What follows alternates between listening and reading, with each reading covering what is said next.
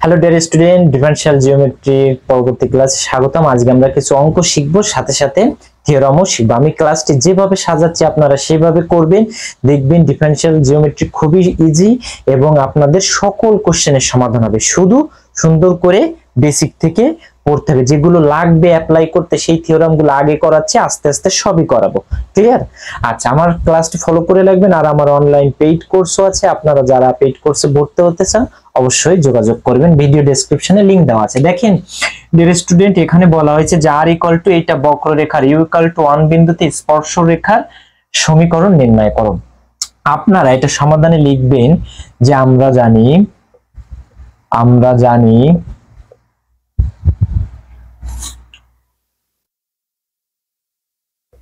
স্পর্শক রেখার সমীকরণ।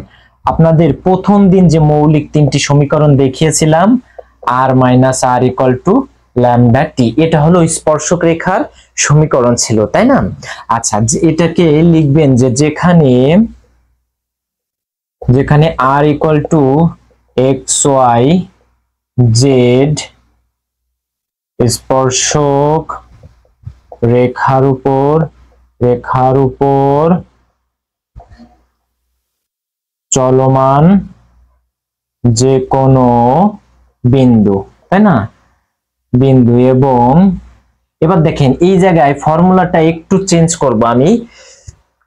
দেখেন এই আর হলো এক্স ওয়াই জেড, ওই স্পর্শক রেখার উপর চলমান যে কোনো বিন্দু, তাই তো? আর এই আর এখানে আছে ল্যামডা স্কেলার, টি কি আছে? না, তাহলে টি আমাদের শিখতে হবে। দেখেন আপনারা উপপাদ্য 8 এ শিখেছিলেন টি সমান ভেক্টর আর এর ড্যাশ, এটা শিখেছিলেন না, টি সমান আর ড্যাশ। এখন দেখেন এইখানে আরটা তো কার ফাংশন আছে? ইউ এর। তাহলে এই আর কে যদি ইউ এর ফাংশন ইউ দিয়ে ডেরিভেটিভ করি, এটাকে এখন চেইন রুলে নিয়ে যাব আমরা, যেহেতু এখানে ড্যাশ পেয়েছি। তাহলে D R DS D U লেখা যাবে কিনা? আচ্ছা, এই যে এটা কেটে যায়, তাহলে এটাকে আর কে ইউ এর সাপেক্ষে ডেরিভেটিভ করলে এটা হবে কত? ডট। আর এই আর কে ডেরিভেটিভ করলে হবে এস এর সাপেক্ষে করলে ড্যাশ, আর এস কে ইউ এর সাপেক্ষে করলে হবে এস ডট। সো আমরা এখান থেকে আর ড্যাশ সমান কত লিখতে পারি? R dot divided by S dot, ঠিক কিনা? এখন এই সমীকরণে তাহলে একটু খেয়াল করেন, আর মাইনাস আর সমান ল্যামডা ইনটু টি, এর মান হচ্ছে আর ড্যাশ। টি সমান কত? আর ড্যাশ। এই আর ড্যাশ মানে আবার কত? আর ড্যাশ মানে হচ্ছে, খেয়াল করেন একটু, আর ড্যাশ মানে হচ্ছে R dot divided by S dot. এখন দেখেন এইগুলো স্কেলার না, তাহলে আমরা যদি সমীকরণটিকে এরকম লিখি lambda by S dot into R dot, কোনো সমস্যা আছে? আচ্ছা, এটা তো scalar part, S dot, S তো স্কেলার, তার ডেরিভেটিভ আছে, তাই না? তাহলে এইটাকে যদি আমি একটা নতুন স্কেলার নাম দিই মিউ, তাহলে আর মাইনাস আর সমান হচ্ছে মিউ আর ডট। এবার দেখেন তো এইটা যদি স্পর্শক রেখার সমীকরণ আমরা এখানে লিখতাম, তাহলে সবগুলোর মানই আমরা জানি, স্কেলারটা জানি না, এই ল্যামডাটা মিউটা জানি না শুধু, ঠিক কি না? বুঝতে পারছেন কেন এটাকে আর ডটে কনভার্ট করতেছি, এই টি কে কেন আর ডটে কনভার্ট করতেছি? কারণ এটা আর এর ফাংশন দেওয়া, মানে আরটা ইউ এর ফাংশন দেওয়া আছে, তো ইউ থাকলে তো আর ডট না হলে তো আর ইউ আনা যাচ্ছে না। বুঝতে পারছেন বিষয়টা? এইটাই কনভার্ট করার জন্য তাহলে আপনারা এই ফর্মুলাটাকে একটু মডিফাইড করে কি লিখবেন এখানে, যে মিউ আর ডট, এটাকে সমীকরণ নাম্বার 1 লিখবেন এবং লিখবেন এই মিউ হলো স্কেলার পরামিতি, মিউ হলো স্কেলার পরামিতি। আশা করি বুঝতে পারছেন। তাহলে এইটা হলো আমরা কিসের সমীকরণ শিখলাম? স্পর্শরেখার সমীকরণ। ক্লিয়ার? এখন আমরা এইগুলো করে এখানে মান বসাইলে হয়ে যাবে। তাহলে আমি এটুকু একটু মুছে দেই। ডিয়ার স্টুডেন্ট, এবার লিখবেন যে অতএব প্রদত্ত বক্ররেখার সমীকরণ, প্রদত্ত বক্ররেখার সমীকরণ আর ইকুয়াল টু কত দেওয়া আছে? U square U cube.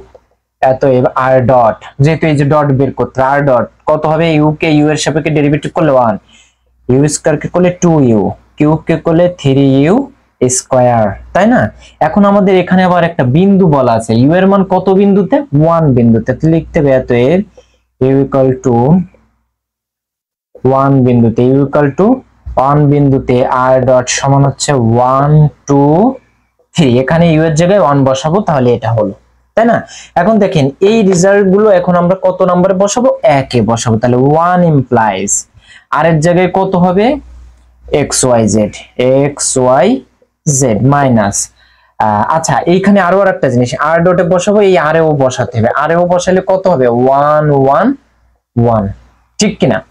তাহলে এই r এর মান হচ্ছে এখানে 1 1 1, এই যে এই r এর মান, তাই না? ইকুয়াল টু, আর এই মিউ থাকবে, এই r ডটের মান কত হবে? 1 2 3। Very good. এখান থেকে বিয়োগ করি, x - 1 হবে, y - 1 হবে, z - 1 হবে, তাই না? এখান থেকে কত হবে? মিউ 2 মিউ 3 মিউ, তাই না? তাহলে x - 1 সমান কত লিখবেন? x - 1 সমান মিউ, আর y - 1 সমান 2 মিউ। এখন দেখেন এই 2টাকে যদি এই পাশে ভাগ করি, y - 1 ডিভাইডেড বাই 2 মিউ লেখা যায়। আচ্ছা আবার দেখেন z - 1 সমান 3 মিউ, এখান থেকে যদি z - 1 divided by 3 equal to mu লিখি, তাহলে দেখেন এইটা এইটা আর এইটা, এর নিচে কিছু না থাকলে 1 দিয়ে ধরি, তাহলে দেখেন সবগুলোই কার সমান? অনুপাতগুলো মিউ এর সমান। তাহলে আমরা এই তিনটি থেকে লিখতে পারি যে সুতরাং x - 1 divided by 1, y - 1 divided by 2, z - 1 divided by 3 equal to mu, তাই না? এটা ইমপ্লাইজ করবেন কি তাহলে? x - 1 বাই 1, y - 1 বাই 2 আর z - 1 বাই 3, এটাই হচ্ছে আমাদের সেই স্পর্শরেখার সমীকরণ। ক্লিয়ার? তাহলে লিখবেন যে ইহাই নির্ণেয় স্পর্শক রেখার সমীকরণ। ঠিক আছে, খুবই ইজি, তাই না? ডিয়ার স্টুডেন্ট, এবার আরেকটি অঙ্ক নিয়েছে, দেখেন উদাহরণ 8। বলা আছে দেখাও যে r ইকুয়াল টু এত বক্ররেখার যে কোনো বিন্দুতে স্পর্শক রেখা y ইকুয়াল টু এত রেখার সাথে ধ্রুবক কোণ উৎপন্ন করে, তাই না? এখানে দুইটা রেখার কথা বলেছে, দেখেন একটা হচ্ছে স্পর্শক রেখা, আরেকটি হচ্ছে এই রেখা, এই দুটো রেখার মধ্যবর্তী কোণ। এখন ডিয়ার স্টুডেন্ট, আপনারা শিখেছেন যে দুটি রেখার, মনে করেন এলম m1 n1, এটা হচ্ছে দিক কোসাইন, আর এটা হচ্ছে l2 m2 n2। দুটি রেখার যদি দিক কোসাইন দেওয়া থাকে, তাই না, তাহলে এর মধ্যবর্তী কোণ থিটা হইলে cos থিটা সমান কত হবে?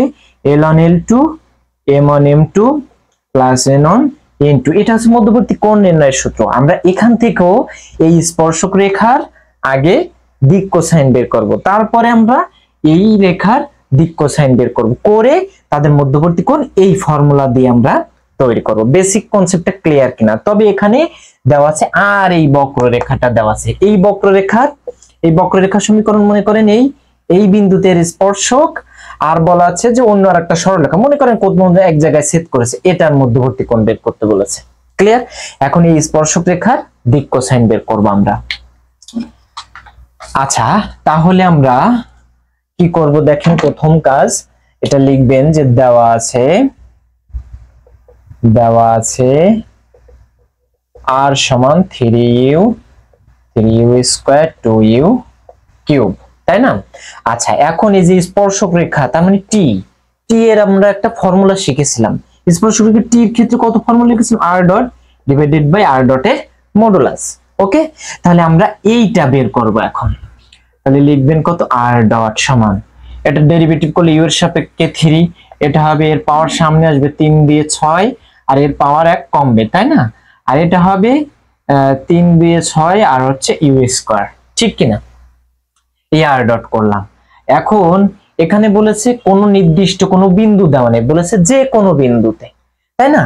তাহলে এবার এই r ডটের কি করতে হবে? মডুলাস বের করতে। এর মডুলাস করলে রুট ওভার, মডুলাস করলে কি হবে? এইটার স্কয়ার এইটার স্কয়ার এইটার স্কয়ার, তাহলে 3 এর স্কয়ার প্লাস 6 ছক 36 স্কয়ার প্লাস এখানেও 6 ছক 36 u টু দি পাওয়ার 4, তাই না? ডিয়ার স্টুডেন্ট, এখন দেখেন এইখান থেকে কত কমন নেওয়া যায়? 9 কমন নেওয়া যায়, 3 3 কে 9, তাই না? 9 কমন নিলে একটা হবে 1 প্লাস এখানে 4 9 36 আর এখানে হচ্ছে 4 u টু দি পাওয়ার 4, তাই না? এখান থেকে দেখেন এইটাকে যদি আমরা এরকম লিখি যে 2u স্কয়ার প্লাস 1 তার হোল স্কয়ার, তাই না? এখন দেখেন এইটার হোল স্কয়ার করলে কি হবে? এটা হবে না a স্কয়ার, এটা তার মানে 4u to the power 4 plus 2ab, তাহলে 2 দিয়ে 4 4 স্কয়ার প্লাস b স্কয়ার মানে 1 এর স্কয়ার। ক্লিয়ার? তাহলে এটাকে এরকম লেখা যায়। রুটের বাইরে আনলে কত হবে? এটা 9 হবে 3, আর এটার স্কয়ার রুট ক্যান্সেল হয়ে যাবে, এটা হবে 2u স্কয়ার প্লাস 1, তাই না? তাহলে আমরা লিখব t সমান এইটা, অতএব t সমান r dot divided by r dot এর modulus. That mean r dot মানে কত আছে?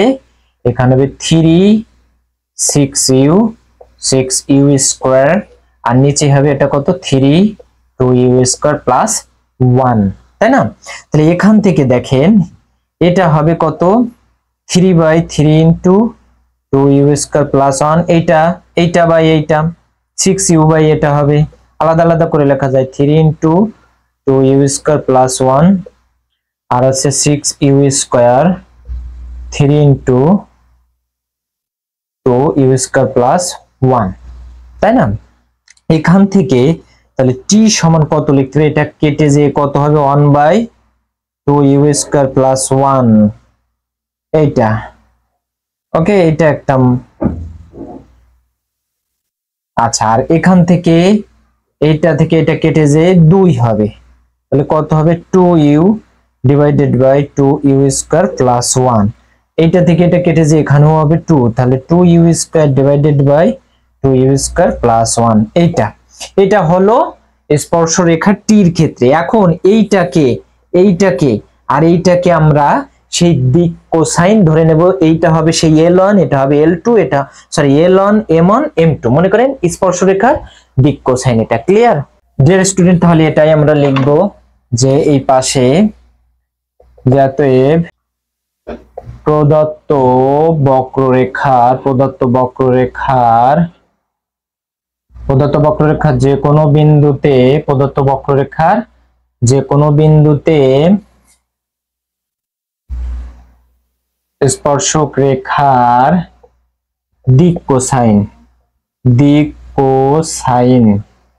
দিক কোসাইন L1 সমান হবে এই প্রথমটা 1/2u স্কয়ার প্লাস 1, M1 সমান হবে কত? এটা 2u divided by 2u square plus 1, N1 সমান হবে কত? 2u square divided by 2u square plus 1। ঠিক আছে, এটা হলো আমাদের এই স্পর্শক রেখার দিক কোসাইন। এবার আমাদের এই রেখার দিক কোসাইন বের করতে হবে। ক্লিয়ার? আচ্ছা, এইটার রেখার দিক কোসাইন বের করতে গেলে দিক অনুপাত আগে লাগবে। কোন সরলরেখার দিক কোসাইন বের করতে গেলে এই সমীকরণ থেকে আগে তার দিক অনুপাত বের করতে হবে। তাহলে আমরা দিক অনুপাত করব। এখন y - z - x = 0।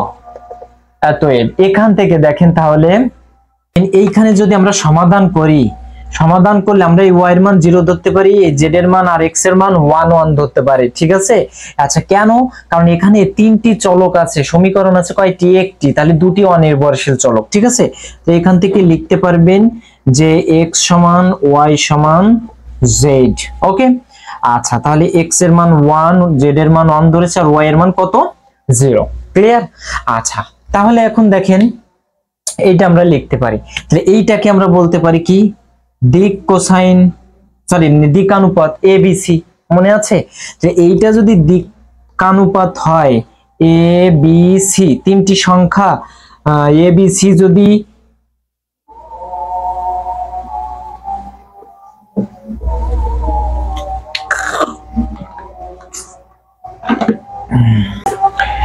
স্টুডেন্ট, আপনারা দিক কোসাইনের ক্ষেত্রে শিখেছেন যে ABC দিকানুপাত হলে, এটা কিন্তু দিকানুপাত হলে দিক কোসাইন হবে a/√a² plus b² plus c², তাই না?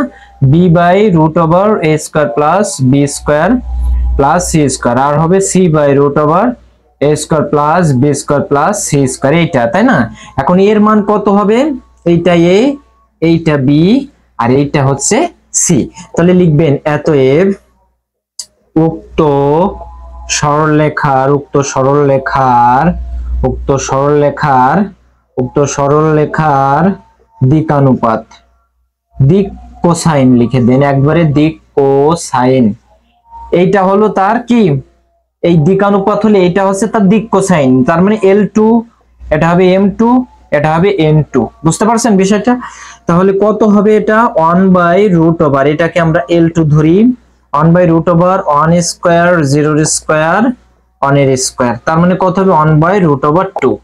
আর M2 এর মান কত হবে 0/something 0, আর N2 এর মান কত হবে 1/√, একই জিনিস, এর স্কয়ার এর স্কয়ার এর স্কয়ার, তার মানে কত হবে √2। Clear dear student? এখন দেখেন আমরা দিক কোসাইন, সেই দিক কোসাইন L2 M2 N2 আর হচ্ছে L1 M1 N1, এখন এই দুটোর মধ্যবর্তী কোণ নির্ণয় করতে বলেছে না, যে সাথে ধ্রুবক কোণ উৎপন্ন করে এই দুটি রেখার, স্পর্শক রেখার আর ইসের। হ্যাঁ, তাহলে লিখবেন যে অতএব স্পর্শক রেখা ও উক্ত রেখার মধ্যবর্তী কোণ থিটা হলে cos থিটা সমান L1 L2 M1 M2 N1 N2। তাহলে L1 এর মান কত পেয়েছি, এইটা 1/2 u square plus 1 into L2 এর মান পেয়েছি এইটা 1/√2 প্লাস M1 M2 একটার মান 0 পেয়েছি, তাহলে 0 into something 0 plus N1 N2 N2 এর মান হচ্ছে 2 u square plus 1 into N2 এর মান পেয়েছি 1/√2, তাই না? তাহলে এইটা থেকে দেখেন লসাগু হচ্ছে √2 আর 2 u স্কয়ার প্লাস 1, এখানে হবে কত 1 প্লাস, আর এখানে হবে এইটা 2 u স্কয়ার। এখন দেখেন এইটা আর এটা একই জিনিস কেটে যায়, হলো কত 1/√2। এখন এটা হচ্ছে কার মান, cos থিটার মান হচ্ছে 1/√2, cos কতর মান 1/√2, cos 45 এর মান π/4। এখন উভয় পক্ষ থেকে cos বাদ দিয়ে থিটা সমান কত হবে π/4। এইটাই হচ্ছে সেই ধ্রুবক কোণ উৎপন্ন করে, সেই ধ্রুবক কোণের মান পেয়ে গেলাম। আশা করি বুঝতে পারছেন। ডিয়ার স্টুডেন্ট, এখন আরেকটি উপপাদ্য শিখবো। এটা উপপাদ্য হচ্ছে 2.8 আর্টিকেল নাম্বার। এটা স্পর্শ লম্ব তলের সমীকরণের ক্ষেত্রে কি হবে, r = r বক্ররেখার স্পর্শ লম্ব সমতলের সমীকরণ প্রতিষ্ঠা করতে বলা আছে। ঠিক আছে, এটা করার জন্য আমাদের একটা চিত্রের বর্ণনা দিয়ে আমরা করব। ক্লিয়ার?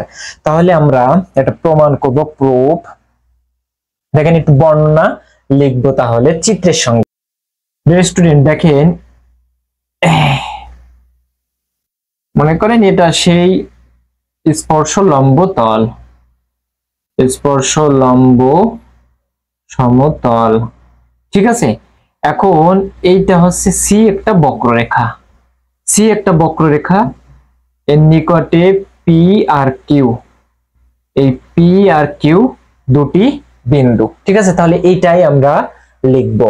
তাহলে লিখবো যে মনে করি সি বক্ররেখার উপর নিকটবর্তী দুটি বিন্দু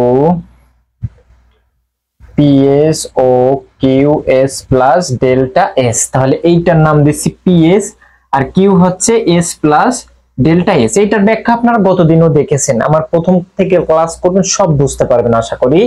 এরকম ওকে, লিখবেন যে যেখানে চাপ দৈর্ঘ্য এস যা সি এর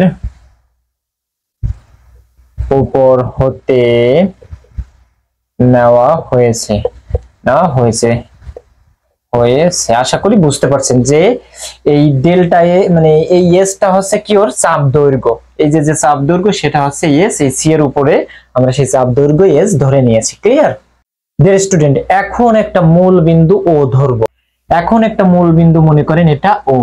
ঠিক আছে, তাহলে ও থেকে এইটার একটা ব্যাসার্ধ ভেক্টর, এটা হবে কত আর এস, আর ও থেকে এই কিউতে একটা ব্যাসার্ধ ভেক্টর হবে আর প্লাস, মানে এটা হবে কত এস প্লাস ডিএস, এটা হবে আর। ক্লিয়ার?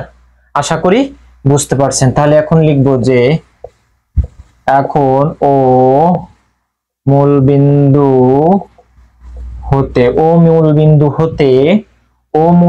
হতে পিএস ও কিউএস প্লাস ডেল্টা এস এর অবস্থান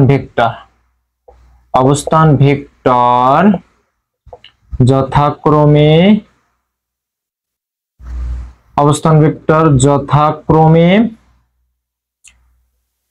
আর এস ও আর হলো এস প্লাস ডেল্টা এস নেয়। ঠিক আছে, একটাকে আর এস আর একটা হচ্ছে আর এস প্লাস ডিএস বা ডেল্টা এস, যেটা আপনারা লেখেন এটা ডেল্টা এস দিলেও হচ্ছে। ঠিক আছে, এটা ডেল্টা এস হবে, ডিএস না, ক্ষুদ্র তাই ডেল্টা এস। ওকে, ডিএস না ডেল্টা এস নাই। ক্লিয়ার?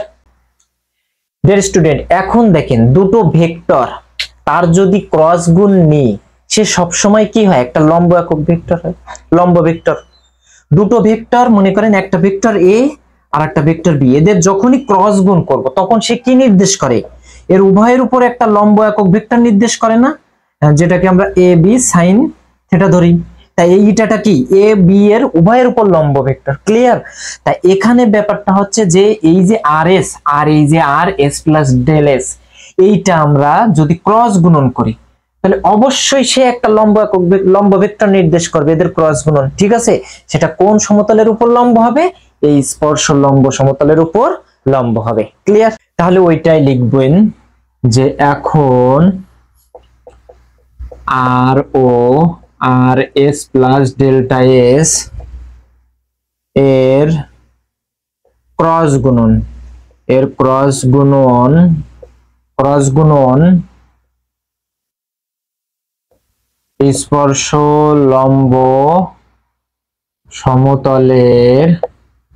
স্পর্শ লম্ব সমতলের উপর একটি লম্ব ভেক্টর নির্দেশ করে। আশা করি বুঝতে পারছেন। ক্লিয়ার? ডিয়ার স্টুডেন্ট, এখন এই চিত্রটিকে আমরা একটু পরিপূর্ণ করি। এটা মনে করেন পি বিন্দুতে, এটা হলো তার স্পর্শক। ঠিক আছে, পি বিন্দুতে স্পর্শক। এখন দেখেন এইটাকে আমরা আর বিন্দু ধরলাম, ব্যাসার্ধ মানে মূল বিন্দু থেকে এটাকে সংযুক্ত করলাম। ঠিক আছে, এটাকে আর ধরলাম কেন? আচ্ছা দেখেন এই যে আর এস আর এইটার উপর লম্ব একক ভেক্টর আছে না? ঠিক আছে, ওইটার জন্য আমরা এই চিত্রটাকে পরিপূর্ণ করি। এইটা ডিয়ার স্টুডেন্ট, এই স্পর্শ লম্ব তলের উপর এই আর হচ্ছে যে কোনো একটা বিন্দু নিলাম আমরা, স্পর্শ লম্ব তলের উপর আর যে কোনো একটা বিন্দু ধরেছি। এখন এটাকে আমরা সংযুক্ত করেছি এইভাবে মূল বিন্দুর সাথে। এইটা বুঝছেন কিনা? তাহলে এটা এই দিক। ক্লিয়ার? এই ভেক্টরটি হবে মূল বিন্দু থেকে এইটা এই। ওকে, আচ্ছা এখন দেখেন ডিয়ার স্টুডেন্ট, এখন দেখেন এই যে এইটা আর এইটার ক্রস গুণন করব, তাহলে আর মনে করেন আর এস ক্রস আর, একটু পরে দেখাই ওটা R plus S plus del S. এইটা দেখেন এই দুটো ভেক্টর ক্রস গুণ, যদি এর ডেরিভেটিভ করে আমি ক্রস গুণ করি তাও তো ভেক্টরই তো থাকে ডেরিভেটিভ করলেও, তাই না? ভেক্টরের তার কোনো পরিবর্তন হয়নি, কিন্তু আমরা এই ডেরিভেটিভ করব এই সূত্রটা প্রমাণ করার জন্য। তাহলে দেখেন এই দুটো ভেক্টর ক্রস গুণন করলাম। আচ্ছা, একটা ভেক্টরকে স্কেলার দিয়ে ভাগ করলে তার তো আর কোনো পরিবর্তন হয় না, ভেক্টরের তার কোনো পরিবর্তন হয় না। সূত্রে প্রমাণ করার জন্য আমরা এটাকে একটা ডেল্টা এস দিব, আর এখানে limit delta S tends to 0 লিখবো যে অর্থাৎ, এখন লিখবো অর্থাৎ লিমিট এইটা আর এর ডেরিভেটিভ এস ক্রস আর এর derivative S plus del S divided by এইটা, এই ভেক্টরটি সমতলের সহিত লম্ব হবে, সমতলের সহিত লম্ব হবে। তার মানে ওই স্পর্শ সমতলের সাথে কি হবে? এই ভেক্টরটা লম্ব হবে, যেহেতু ক্রস গুণন লম্বই থাকবে। বুঝতে পারছেন বিষয়টা? ডেরিভেটিভ করলেও তা। আচ্ছা, তা সূত্রে প্রমাণের জন্য আমরা শুধু এই জিনিসটা নিয়েছি, এটা কিন্তু মাথায় রাখতে হবে। ডিয়ার স্টুডেন্ট, এখন দেখেন যে এখানে limit delta S tends to 0, এখানে R dash S cross R dash S plus delta S divided by delta S সমান, এইটাকে দেখেন যদি আমরা এইভাবে লিখি limit delta S tends to 0 R dash cross R dash S plus delta S minus R dash S divided by delta S. Dear student দেখেন তো এটা লেখা যায় কিনা। এই যে আর ড্যাশ এস এইটা মূলত এর সাথে কি আছে, আর ড্যাশ এস কি আছে, এর সাথে ক্রস গুণন। দেখেন এইটা দিয়ে এর সাথে ক্রস হবে, তার মানে এইটুকু হয়ে যাচ্ছে আমার অলরেডি। এই আর ড্যাশ এস এই টোটাল টুকুর সাথে ক্রস আছে, ক্লিয়ার। তা এই ভেক্টরের সাথে ক্রস গুণ করলে এইটা হচ্ছে মাইনাস এইটার সাথে ক্রস গুণ হচ্ছে একই ভেক্টরের ক্রস গুণ, যেহেতু আমরা জানি এ ক্রস এ ভেক্টরের মান কত, শূন্য ভেক্টর, তাই না? তাহলে একই ভেক্টর আর ড্যাশ এর সাথে ক্রস গুণ করলে 0 হচ্ছে, আর ড্যাশ এস। এখন এদের ক্রস গুণ কেন 0 হবে? কারণ কি, এটা 0 হওয়ার একটা কারণ আছে, সেটি হলো যে একই ভেক্টর এখানে আর ড্যাশ এটাও আর ড্যাশ, এদের ক্রস গুণ 0 হয়ে যাচ্ছে। স্কেলার দিয়ে ভাগ করলেও যা তাই থাকে, ভেক্টরই থাকে, ক্লিয়ার। তাহলে এটা লেখা যায় কিনা, এটা একটা লেখার কারণ আছে। এইখান থেকে আমরা একটা ডেরিভেটিভের ফর্মুলা আনতে চাই এই কারণে। ডিয়ার স্টুডেন্ট এখন দেখেন তাহলে লিমিট ডেল্টা, তাহলে ডিয়ার স্টুডেন্ট এখন দেখেন এই আর ক্রস এসটাকে মানে আর ড্যাশ এসটাকে আমরা বাইরে নিয়ে আসি, এটা cross limit delta S tends to 0 R dash S plus delta S minus R dash S divided by delta S, এরকম লেখা যায় কিনা। ডিয়ার স্টুডেন্ট এইটা এবার বলেন কিসের ফর্মুলা? এই যে এইটাকে আপনারা এরকম একটা ফর্মুলা শিখেছিলেন, dy dx equal to limit s tends to 0 f of x plus h minus f of x divided by h, এরকম শিখছিলেন না? যে এইটা যা আছে তাহলে এইটাকে কার সাপেক্ষে ডেরিভেটিভ, x এর সাপেক্ষে তার ডেরিভেটিভ, তাই না? এখানে তাহলে কার সাপেক্ষে ডেরিভেটিভ হবে বলেন তো, s এর সাপেক্ষে ডেরিভেটিভ হবে। এখন দেখেন r কে তো একবার ডেরিভেটিভ আছে, তাহলে এইটা ফর্মুলা অনুযায়ী কি হবে, আরেকবার ডেরিভেটিভ হবে, তাহলে r ড্যাশ s ক্রস, এবার এইটুকুর ফর্মুলা কি হবে, r ডবল ড্যাশ s। বলেন বুঝছি কিনা? ওকে, এখানে এই যে এফটাকে ডেরিভেটিভ y মানেই তো সেই fx, y সমানই তো fx। এখন f এর যদি একটা ডেরিভেটিভ থাকে তাহলে এখানেও ডেরিভেটিভ হবে, তার মানে f এর কয়বার ডেরিভেটিভ, এখানে f এর 2বার ডেরিভেটিভ, ক্লিয়ার কিনা? ওকে, তাহলে এইটা আমরা এখানে r ড্যাশ আছে, তাহলে এর আরেকবার ডেরিভেটিভ হবে। ওকে, তাহলে লিখতে পারি আমরা এই ফর্মুলাটা। ডিয়ার স্টুডেন্ট এখন দেখেন এইটা ক্রস গুণ, এটাও ক্রস গুণ, তাহলে এটাও কার সাথে লম্ব হবে, এই ভেক্টরটি ওই স্পর্শ লম্ব তলের সাথে লম্ব হবে। তাহলে ওই কথাটাই লিখবেন যে এত f r dot s cross r double derivative dot s ভেক্টরটি, এত ভেক্টরটি স্পর্শ লম্ব সমতলের সাথে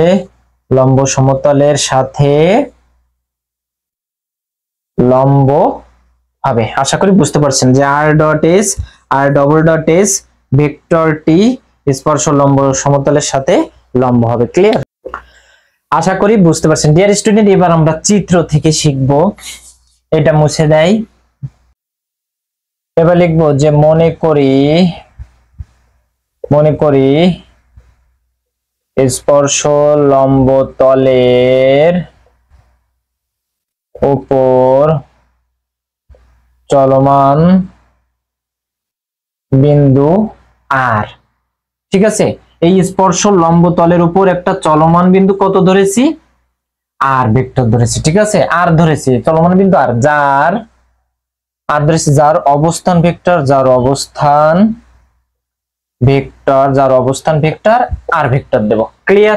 ডিয়ার স্টুডেন্ট অবস্থান ভেক্টর যদি আর দিই তাহলে এই ও আর এটা কত হবে, আর এটা হচ্ছে বিন্দু আর এটা হচ্ছে এই ভেক্টর, অবস্থান ভেক্টর আর, ক্লিয়ার? ডিয়ার স্টুডেন্ট এখন ভেক্টরের যে ত্রিভুজ সূত্র, এত এফ এইখান থেকে দেখেন এর ব্যাসার্ধ ভেক্টর তাহলে কত হবে, ও আর, তাহলে ও আর সমান কত হবে, O P plus P R, ঠিক আছে কিনা?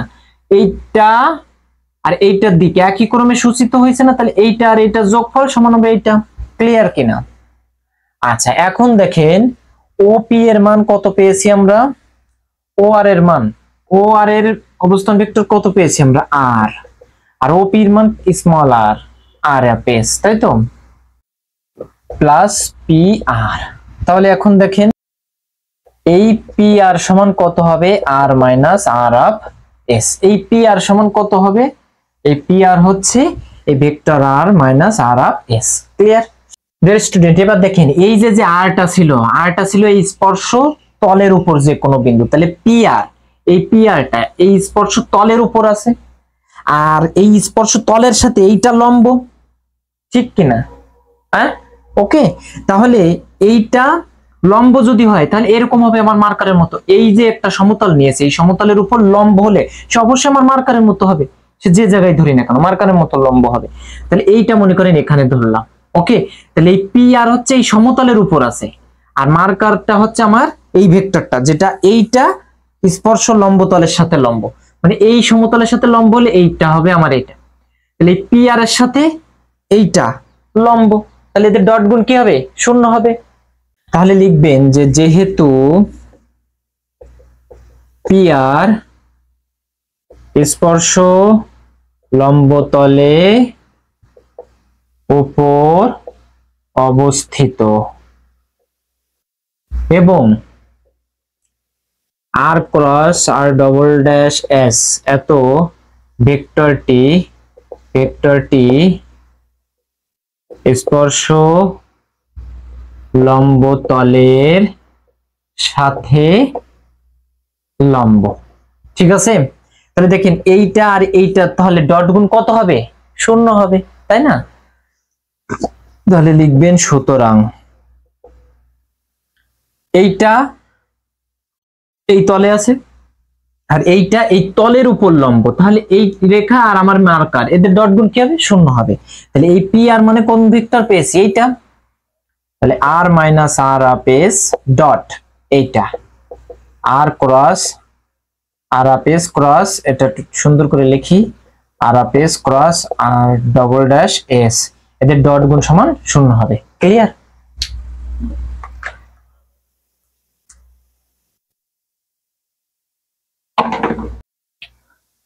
ডিয়ার স্টুডেন্ট, তাহলে আপনারা এখানে এই কথাটুকু লিখতে পারেন যে এই পি আর আর এদেরটা পরস্পর লম্ব হবে, ঠিক আছে। এখানে একটু লিখতে পারেন যে অতএব পি আর ও আর ড্যাশ এস ক্রস আর ডবল ড্যাশ এস পরস্পর লম্ব হবে, পরস্পর লম্ব হবে, সুতরাং এদের ডট গুণ শূন্য হবে। এখন দেখেন C dot A cross B, এটাকে কি লিখতে পারেন, box product A B C লেখা যায় না? তাহলে এখানেও এইটাকে আমরা বক্স প্রোডাক্ট দিয়ে লিখতে পারি। Clear student? তাহলে এটাকে আমরা বক্স প্রোডাক্ট লিখতে পারি আর মাইনাস আর আর ড্যাশ আর ডবল ড্যাশ, এটা সরি এখানে আর ক্রস হবে না, ঠিক আছে। এখানে চাইলে আপনারা এস দিয়ে লিখতে পারেন, এটা সমান শূন্য, মানে এইটা এস, এই যে এস গুলো দিতে পারেন। ক্লিয়ার? তাহলে আর যদি এস গুলো দিতে চান তাহলে এরকম এস আর ড্যাশ এস আর ডবল ড্যাশ এস, এটা সমান শূন্য। এটা হলো আমাদের সেই কিসের সমীকরণ, স্পর্শ লম্বতলের সমীকরণ। এইটার একটা সমীকরণ। এই ক্ষেত্রে কোনটা দেখেন তো, আর আর ইকুয়াল টু আর এস যখন হবে তখন স্পর্শ তলের সমীকরণ হবে এইটা, স্পর্শ লম্বতলের সমীকরণ হবে এইটা।